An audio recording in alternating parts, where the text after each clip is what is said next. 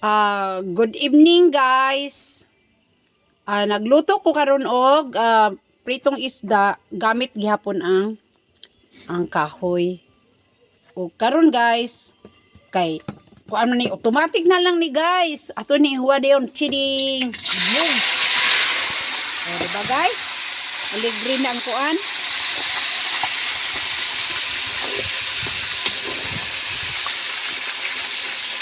Oh. Dali ra kay maluto guys kay kahoy. Nindot kayo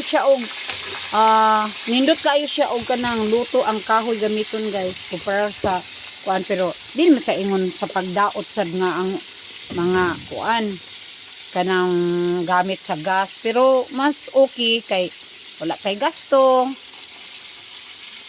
Oh. Nya ato ni siyang kuan sit aside sa nato sa edible para maluto siya. Okay. Asa kani para pahunan ani.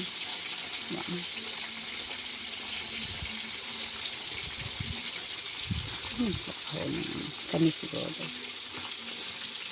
Oh. Na diri oh.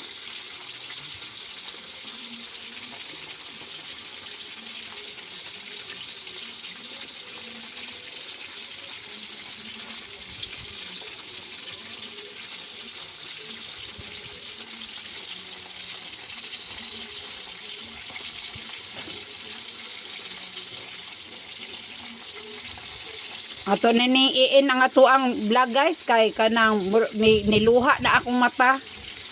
Okay, salamat sa pagtanaw. Bye.